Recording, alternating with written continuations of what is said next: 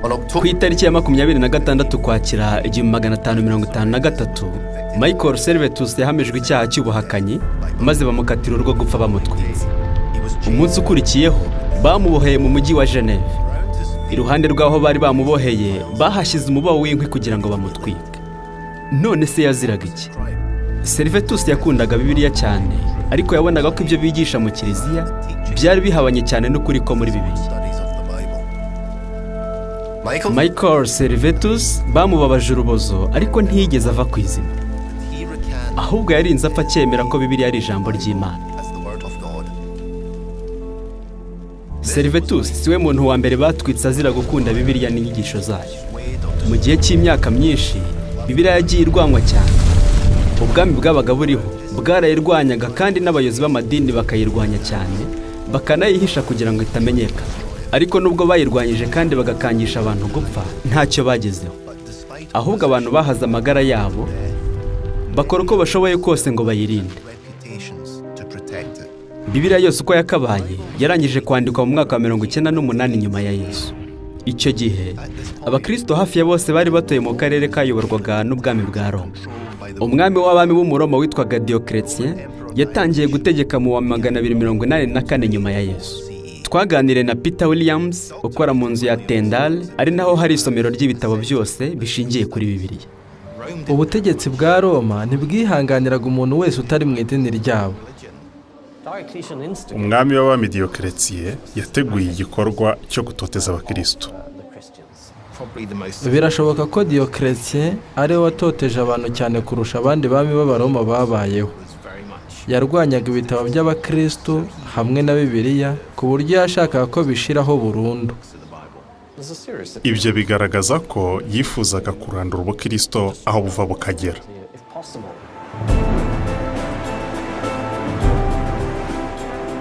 Bitewe n'uko ibitotezo byari bikaze, byari bigoye ko abakristo bakomeza kubaho na Bibiliya ikarokoka. Ariko si izo nyandiko za Bibiliya zarokotse zite kandi zararwanyijwe cyane. Reka twerekeze mu mujyi wa Dublin turi buhakura igisubizo. Uyu ni Jessica Baldwin uhagarariye isomero ryitwa Chester Beatty. Iyi nzu irimo inyandiko 3 z'ingenzi zanditse ku mfunzo arizo P45, P46 na P47.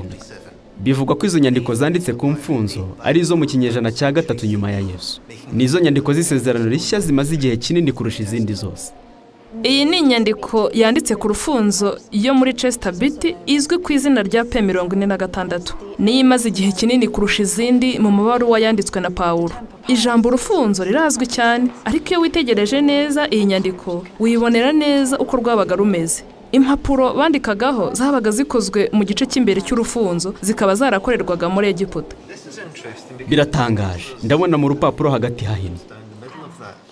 Zabaga ari inyandiko nini cyane kandi ari nyinshi. Ntiwabaga ari umuzingo wazinga cyangwa ngo uzingure. Yaba abantu b'intiti cyangwa rubanda rusanzwe, buri wese yashoboraga kubona aho ashaka gusoma mu buryo bumworoheye, kuko zari kodegisi zikozwe nk'igitabo. Washoboraga gusoma izo nyandiko ukazitekerezaho kandi ukazisobanukirwa. Profeseri Mark Ging yanyeretse byinshi kurushaho. Izi ni inyandiko zo mu rwego rwo hejuru. Ni amavanjirane hamwe n'igitabo cye byakozwe n'intumwa. Babyanditse mu buryo bwiza cyane, biranoze, biri ku murongo kandi birasukuye. Ntekereza ko byaterwaga hanini n'ukwizera ko abantu babyandikaga. Bigaragaza ko bahaga agaciro akazi kabo, bakagakora neza mu buryo bwizewe kandi ukabona binogeye ijisho. Izi nyandiko ziracyariho kubera ko bazibitse mu bibindi maze bakazitaba. Zabitswe neza kugira ngo zitazazimira. Iyo bitaba ibyo ntiziba zikiriho kugeza na n'ubu. Biragaragara ko wari wese wagize uruhare mu kurinda izi nyandiko yakundaga Bibiliya cyane. Uko igihe cyagiye gihita, Bibiliya yagiye igabwaho ibitero.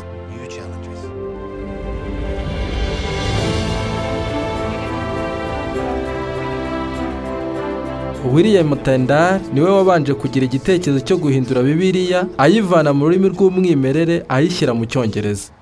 Tendal yavutse mu mpera z'ikinyejana cya 15. Yavukiye mu gace kitwa Gloucestershire nyuma aza kujya kwiga muri Oxford aza kuba n'umupadiri.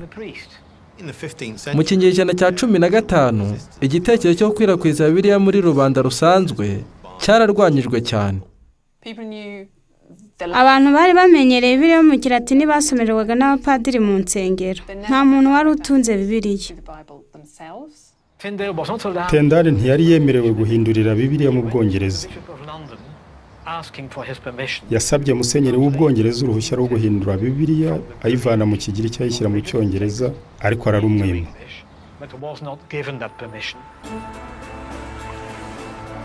Bibiliya yararwanyijwe cyane ku buryo Tendari yaje kwandika avuga ko ntaho yari kubona akorera ubuhinduzi mu Bwongereza bwose. Abifashijwemo n'abacuruzi b'abagira neza, yahungiye mu Budage aho ashoboraga guhindura Bibiliya y'Isezerano Rishya mu Cyongereza. Ahagana mu mwaka wa 1525 ubuhinduzi bwe bwari burangiye hasigaye gucapa. Reka twerekeze mu isomero rya Londres turamenya uko byagenze. Dr. Karen Rimper-Hers ukuriye iryo somero aradusobanurira byinshi kurusha. Iyi kopi iri mu za mbere z'Isezerano Rishya zahinduwe na Tendari, ikaba yaracapiwe i Cologne mu 1525. Niyo yonyine isigaye muri izo nyandiko zose. Kuba yarahinduye agace gato k'Isezerano Rishya konyine bigaragaza ko guhindura biri ubwabyo byari biteje akaga. Igihe kimwe umuntu wacapaga yari yagasomye maze aracikwa avuga ko yari macapa Bibiliya y'Isezerano Rishya mu Cyongereza ayicapira Tendari. Abategetsi barabimenye maze bagota iryo capira. Tendari n'abo bakoranaga bamanukiye ku ruzi rwa Rhine maze bahungira i Worms. Aka gace bari bamaze gucapa niko konyine kasigaye. Byari biteje akaga. Igishimishije ariko kopi zuzuye z'ubuhinduzi bwa Tendari bw'ibyanditswe by'Ikigiriki bya Gikristo zose zarangiye gucapwa mu 1526 i Worms mu Budage. Icyo gihe hacapwe kopi zirenga 3000.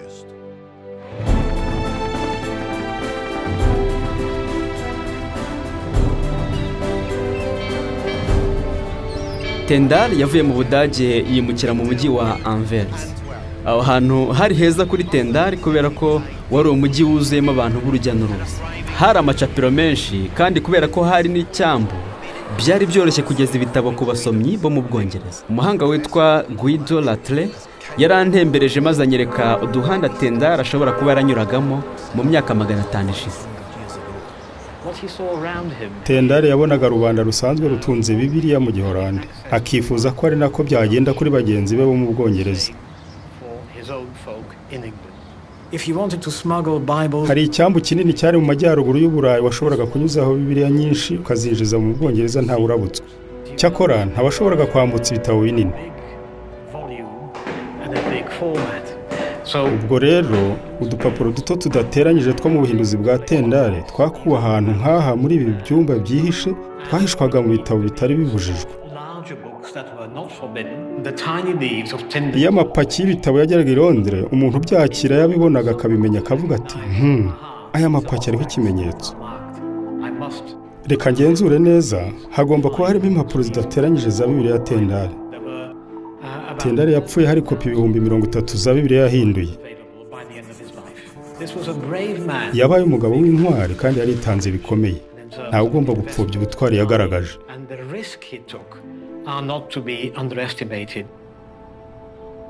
William Tendari yafungiwe i Vilvoorde mu majyaruguru ya Bruxelles. Igihe yari amaze umwaka urenga muri gereza, ashobora kuba yari arimo atekereza ku rupfu rw'agashinyaguro rwari rumutegereje. Tendari azwiho kuba yarateje imbere ururimi rw'Icyongereza, ariko ibyo yakoze birenze kure guteza imbere ururimi. Tendari yakundaga cyane Bibiliya. Twavuga ko yabonaga ibintu kimwe n'umwanditsi wa Zaburi werekeje ku ijambo ry'Imana agira ati, mbega ukuntu nkunda amategeko yawe.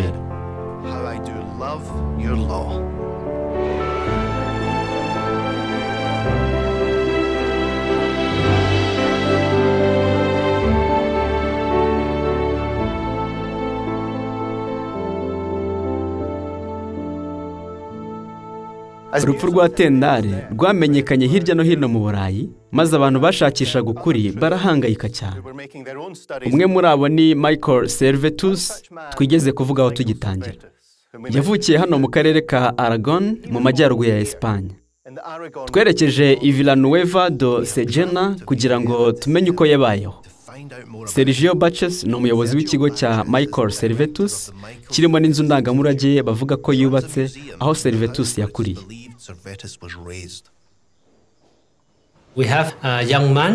Ni umusore wabayeho igihe hari ibibazo bikomeye mu madini ya Gikristo. Bikaba byaratumaga atekereza cyane ku nyigisho zari ziriho, urugero nk'inyigisho y'ubutatu. Yabaga ashaka kumenya aho izo nyigisho zakomotse. Ubwo rero Servetus yaje kubona ko nta handi yari kuvana ukuri uretse muri Bibiliya. Umushakashatsi witwa Marian Hira yanditse igitabo kivuga kuri Michael Servetus. Yoherejwe i Toulouse, wenda biturutse kuri se, ajya kwiga ibyerekeye amategeko. Nubwo aho i Toulouse byari bibujijwe gusoma Bibiliya, yabonye uburyo bwo kuyiga byimbitse. Yari umuntu ukunda gucukumbura cyane. Muri icyo gihe ibibazo by'idini n'ibyo abantu babaga baganiraho ahantu hose. Mu 1531 Servetus yanditse igitabo cye cya mbere cyavugaga kiti Des erreurs du dogme trinitaire, cyangwa amakosa ari mu nyigisho y'ubutatu. Muri icyo gitabo yavuguruje inyigisho ya Kiliziya ivuga ko Imana na Yesu ari umupersonum. Nyuma yaho yaranditse ati nta hantu na hamwe Bibiliya ivuga ubutatu. Tugomba kumenya Imana binyuze kuri Kristo aho kugendera ku bitekerezo bya filozofiya dutsimbarayeho. Mu nyandiko ze, Servetus yagarutse ku magambo aboneka mu bitabo 52 muri 66 bigize Bibiliya. Biragaragara ko Michael Servetus yari umuntu uha agaciro inyigisho za Bibiliya kurusha abandi. Servetus yarafashwe maze ashinjwa ubuhakanyi. Ni urugero rugaragara rw'ubugome n'akarengane byakozwe mu izina ry'idini. Bavuze ko yagombaga guhanwa, kandi muri icyo gihe bahanishaga abantu igihano cy'urupfu. Ntekereza ko yari afite inyota yo gushakisha ukuri no kugarura ubukristo nk'uko bwari bumeze bugitangira. Nubwo ibyo Servetus yagezeho bitavuzweho rumwe, biragaragara ko yari afite inyota yo kumenya ukuri ko muri Bibiliya. Yanditse ati twahawe igitabo giturutse mu ijuru kugira ngo kidufashe gushaka Imana. Amateka agaragaza ko abantu benshi bahaze amagara yabo kugira ngo basome, bahindure cyangwa basobanukirwe Bibiliya. Babiterwaga n'agaciro gakomeye bahaga Bibiliya. Bibiliya dufite yararwanyijwe cyane. Zagiye zitwikwa kenshi kugira ngo zidakwirakwizwa. Iyo hari uwashakaga kuyihindura, bamufataga nk'umunyabyaha, kandi n'abashakaga kuyisoma no kuyisobanukirwa bakatirwaga urwo gupfa. Nyamara Bibiliya yararokotse, kandi n'ubwenge buyikubiyemo buracyarimo kugeza n'ubu. Ubutumwa bwayo bwatugezeho nk'uko bwari bwanditswe mbere. Ntibitangaje rero kuba hari abantu benshi baha Bibiliya agaciro gakomeye.